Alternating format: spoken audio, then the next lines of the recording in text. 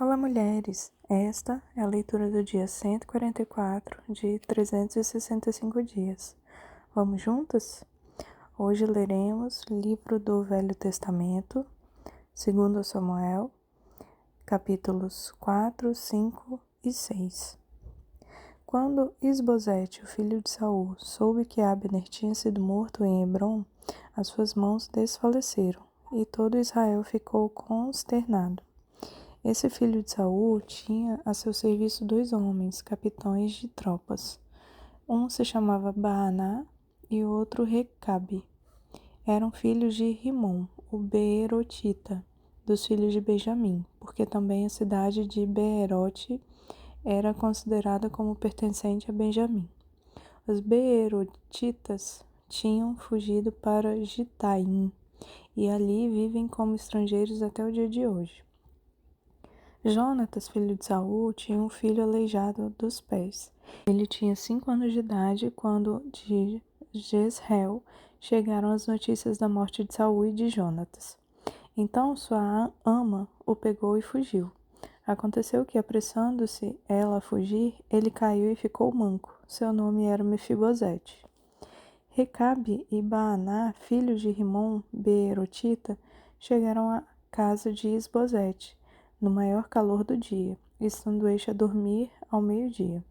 Ali entraram para o interior da casa, como que vindo buscar trigo, e o feriram na barriga. Depois Recabe e Baaná, seu irmão, fugiram. Eles tinham entrado na casa enquanto Isbosete estava deitado em sua cama, no quarto de dormir. Feriram-no e mataram.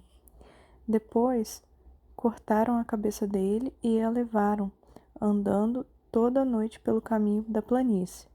Levaram a cabeça de Isbosete ao rei Davi em Hebrom e lhe disseram: Aqui está a cabeça de Isbosete, filho de seu inimigo Saul, que queria matá-lo. Assim, hoje o Senhor Deus vingou o rei, meu senhor de Saul, e da sua descendência. Porém, Davi respondeu a Recabe e a Baaná, seu irmão, filho de Rimom, o Beerotita, dizendo: Tão certo como vive o Senhor, que remiu a minha alma de toda angústia, quando alguém me trouxe a notícia de que Saul estava morto, pensando que me trazia uma boa notícia, como recompensa eu o agarrei e matei em Ziclag.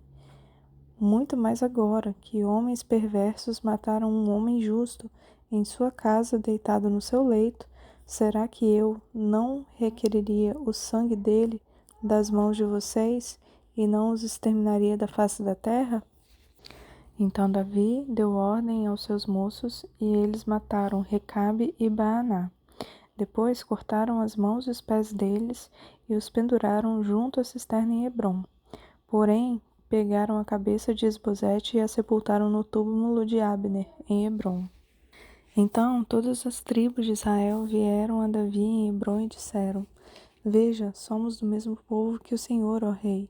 No passado, quando Saul ainda era rei sobre nós, era o Senhor quem fazia entradas e saídas de militares com Israel.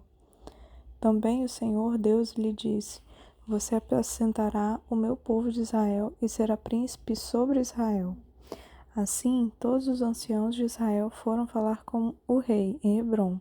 E o rei Davi fez com eles uma aliança em Hebrom diante do Senhor. E eles ungiram Davi rei sobre Israel.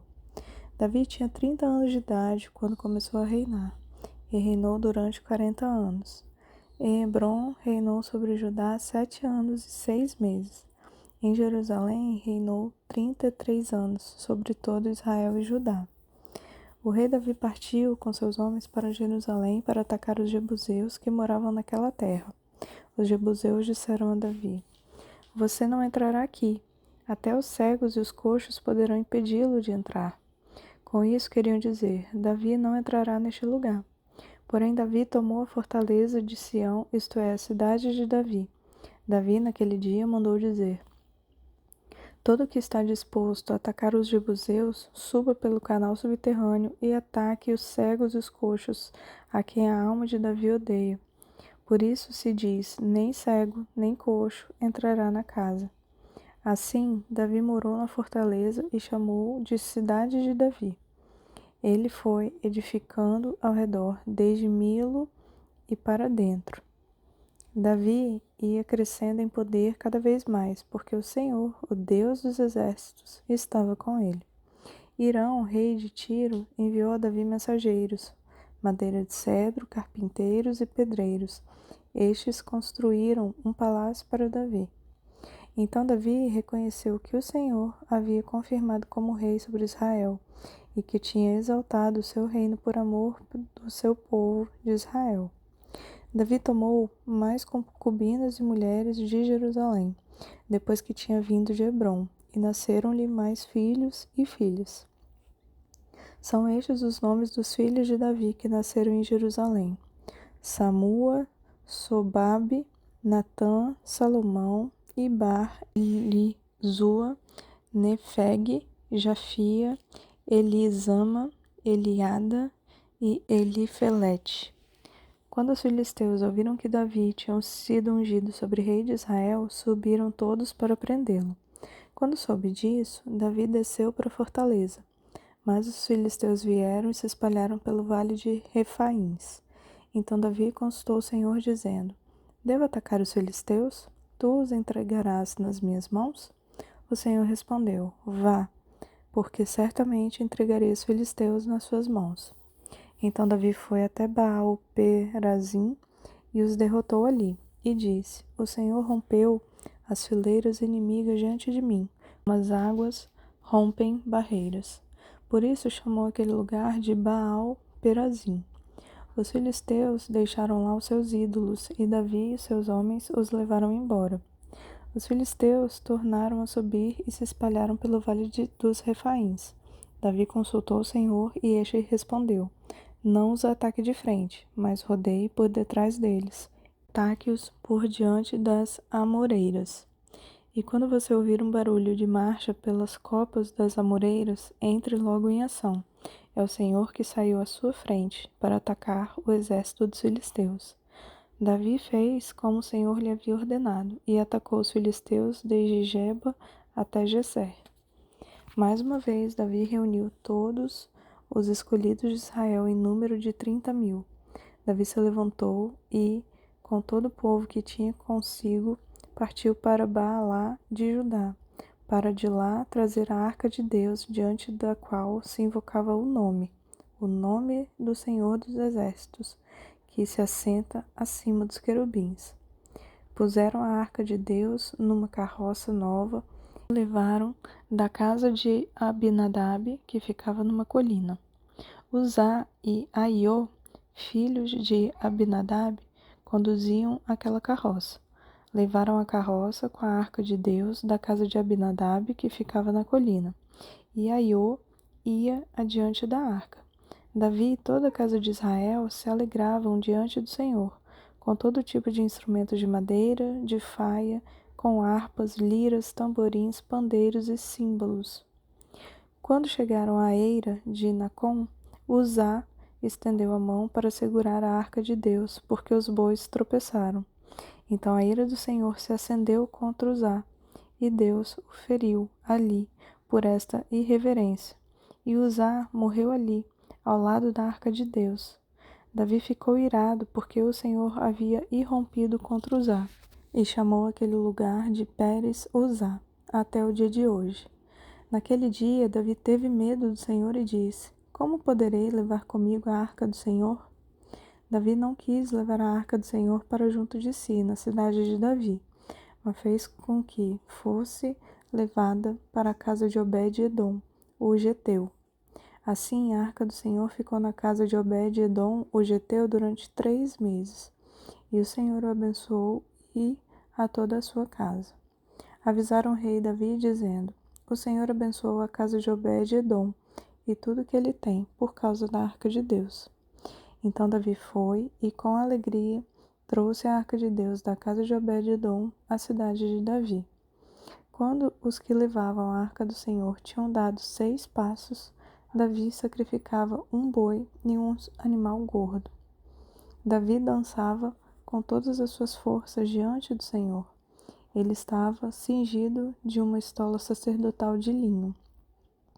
Assim, Davi, com todo Israel, levou a arca do Senhor com júbilo e ao som de trombetas.